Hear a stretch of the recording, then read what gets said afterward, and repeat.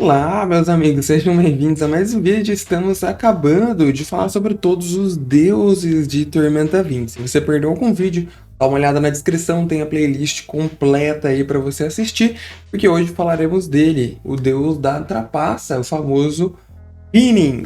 Deixa o like, se inscreva no canal, comenta aí se você é devoto de Hinin ou não, quero muito saber. E também, é claro, clica no botão Seja Membro, tá? Os membros ajudam demais aqui o canal.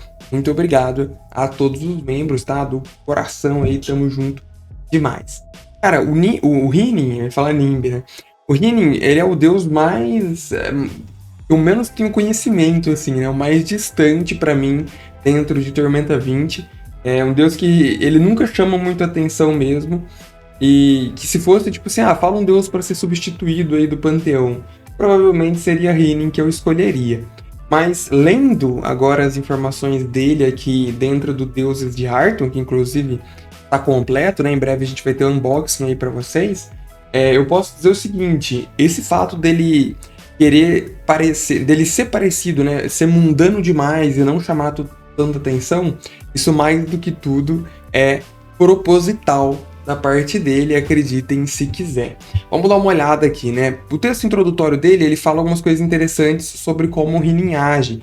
E um parágrafo em específico que eu achei muito interessante, é esse aqui embaixo. Ele fala o seguinte: quando um valentão assalta uma vítima, só pode se defender com a língua afiada, Hinin protege a vítima.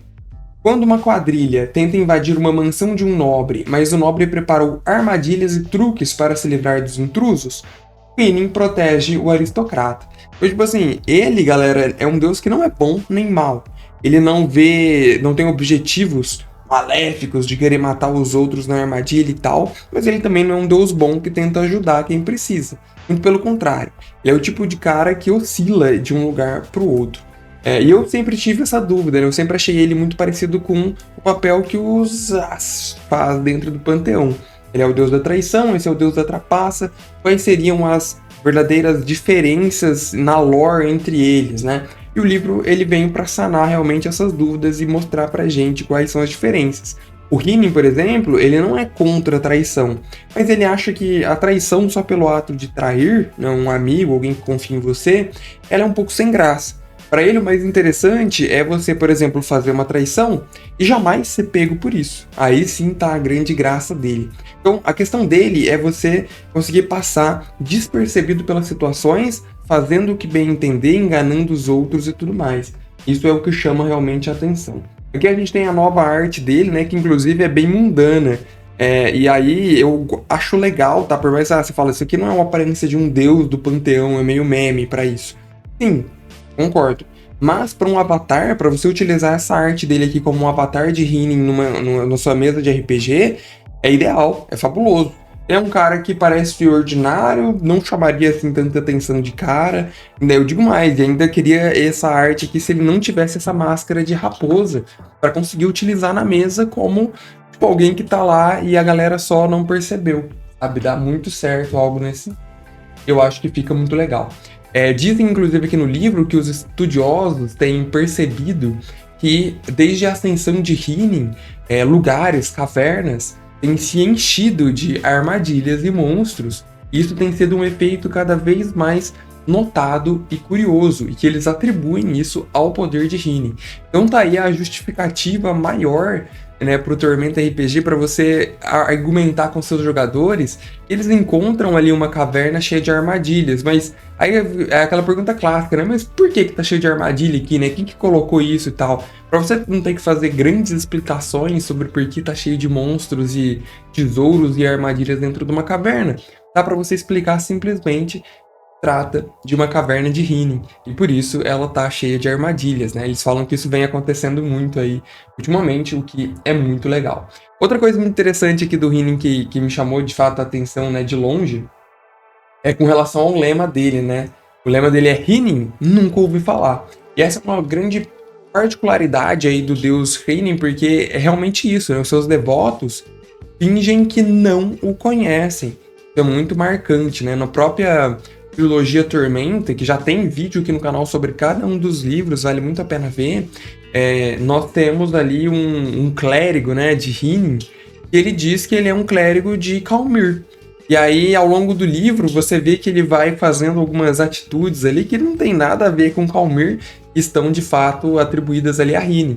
E quando fala, você é um clérigo de Hinin, ele fala justamente isso, né? Hinin? Nunca ouvi falar, sou um clérigo de Calmir.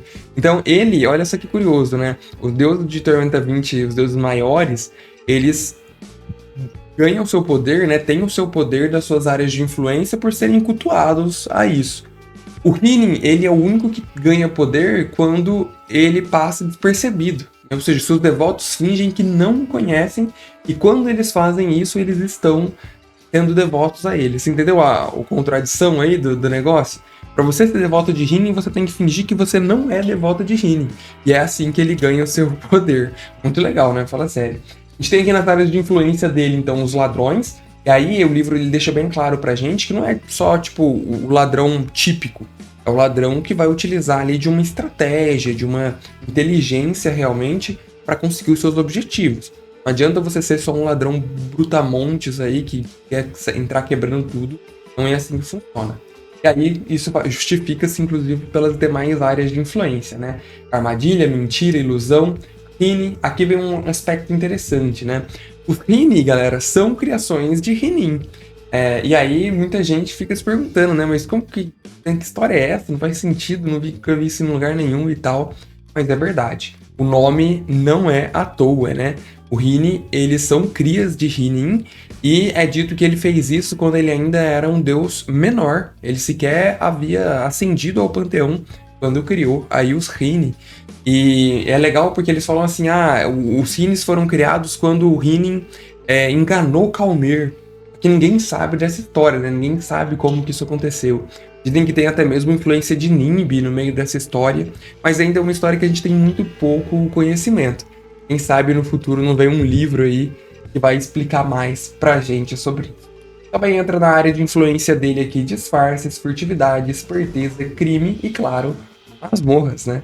Dizem que, inclusive, nesse ponto ele é um complemento à Valkyria. A Valkyria é a deusa dos aventureiros, que tem a coragem para desbravar masmorras, mas quem cria essas masmorras é o próprio Hinin. É muito legal, né? Muito interessante. Depois a gente tem aqui a questão das motivações. Aqui eles falam um pouco sobre a história dos Hinin que eu comentei com vocês agora.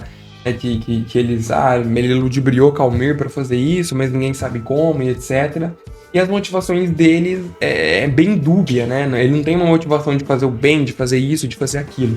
A motivação dele é você ganhar os jogos. E ele diz que essa vitória ela é sempre mais interessante quando você é o... Como que... Tem uma expressão para isso em inglês, né? Alguma coisa dos dogs, o cara que é deixado de escanteio ali, né? Aquela pessoa que acha que vai perder, que ninguém liga. Quando essa pessoa ganha ali uma competição, essa é a motivação de Hinin. Essa é aquela pessoa que não busca o poder. Ele não tá nem aí pro poder dos deuses, para ser líder do panteão, algo do tipo. Mas ele gosta, de vez em quando, de ludibriar os deuses para, por um pequeno momento, se sentir superior a eles. Essa é a grande motivação de Hinin. Essa é a loucura. Depois a gente tem aqui as relações dele com os deuses, né? E aí é dito que ele tem uma proximidade maior com Tenebra e Zaz, porque por conta da sua esperteza e segredo, né? Inclusive eu queria muito ver um diálogo ácido envolvendo Tenebra, Zaz e Hinin. Ia ser muito legal um diálogo desse, né? É dito que ele mantém uma distância ali de Megalock e Arsenal por conta da brutalidade, ele não é isso. E aí a gente vê umas coisas engraçadas aqui. Eles falam o seguinte, olha, ele tem uma incrível proximidade com Mará, porque querendo ou não, a trapaça faz com que os aventureiros consigam atingir os seus objetivos sem utilizar de violência, né? A violência não é necessária para os planos de Hinin, e por isso eles têm uma proximidade, olha só que loucura. E também com Danató, porque os seus engenheiros ali, quando criam as armadilhas de masmorras e tal, isso exige sim um grau alto de conhecimento, fazendo com que ele se aproxime dela. É bem legal isso daí, né? Muito massa mesmo. E que ele tem ali uma distância, né? Uma inimizade, digamos assim, com o próprio Calmir, que é o deus da justiça, e Linhu, que é o deus da honra, afinal de contas não ultrapassa, não a honra, tá? Depois a gente vê aqui sobre a igreja e o clero, é bem simples, né? Falando que, olha, é aquilo lá que eu comentei, que os devotos dele, ele exige que não o conheçam, né? Você não pode falar que é um devoto de Hinin para ser um devoto de Hinin. E que não é algo claro, você não encontra ali uma igreja de Hinin, por exemplo, em Valkyria. É algo que sempre tá ali no submundo, que tá escondido. Você nunca vai achar alguém abertamente devoto a Renin, por exemplo. Mas existe essa situação, inclusive uma hierarquia que é realizada aí por mensagens secretas. Então é tudo um grande culto que existe por trás. O avatar dele pode ser encontrado em algumas formas que já foram descritas. O bobo da corte, é muito interessante, inclusive. Um próprio ladrão de Renin, que é a característica que a gente tem aí na imagem retratada. E também um macaco falante, que essa aí, né, a gente nunca viu. E depois a gente tem a ficha dele, a ficha 19, tá? Não é uma ficha impressionante, ela é uma ficha bem mais de suporte, por exemplo, acredite se quiser. É um suporte no sentido de causar nerfs nos inimigos, né?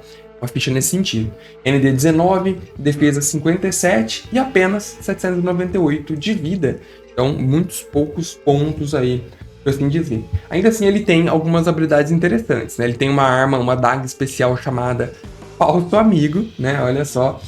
Que faz com que você possa utilizar a habilidade Assassinar do Ladino, gastando aí só de ter a arma, ou se você já tem o Assassinar, gastando 1 PM a menos. Né? Queria dizer, além disso, você consegue fazer um ataque furtivo adicional por rodada. Isso sim é interessante, né? Bem forte. Dentre as habilidades dele aqui, galera, poucas chamam atenção, tá? Nenhuma delas, assim, nossa senhora. Mas tem duas que eu achei bem legal, né? Então, essa daqui, no bolso dói mais e roubar essência. O bolso dói mais diz que quando ele ataca, né, quando ele causa 1 ponto de dano, ele rouba 10 tibares. Então, toda vez que ele causa 1 ponto de dano, 10 tibares, ele tem uma potencial aí para limpar o bolso dos seus aventureiros quando ele faz um ataque, né? Isso é muito legal. E há 90% de chance de que, se o avatar dele for derrotado, esses tibares desapareçam e eles realmente percam, né? Muito massa. Depois vem o roubar essência. Essa habilidade é legal, talvez seja a mais forte ali dele. Ele pode roubar uma habilidade de um adversário. Então imagina aí o próprio assassinar, né? Suponha que você tem um ladino no seu grupo e ele vai e rouba o assassinar do ladino. Ele guarda essa habilidade na forma de uma moeda e o jogador ele não pode utilizar aquela habilidade até que ele roube de volta aquela moeda. Então ele consegue privar seus adversários aí de uma habilidade. Ele só pode fazer isso com uma habilidade por pessoa, mas ainda assim pode ser muito útil, né? Dependendo da habilidade que ele roubar. Tá? Então, é bem tranquilo aí, não tem nada demais nesse sentido. E ele também pode roubar os testes, né? Ele fala que ele pode substituir o teste de algum adversário. Mas eu acho que ele acaba sendo mais um suporte de nerf para os inimigos, justamente por conta disso. Ele pode ir lá roubar uma habilidade do inimigo, né? Vai dar uma nerfada boa, principalmente se for a habilidade principal, né, ou um ponto-chave no combo do adversário. Isso pode sim fazer muita diferença, mas até aí nada demais, tá bom? Comenta aí o que vocês acharam, se vocês são fãs de Renin, devotos de Renin. E lembrando, né, se você for, você tem que comentar aí que você não é devoto de Renin, tá? Senão, não vale. Deixa o like, se inscreva no canal, um abraço e tchau, valeu!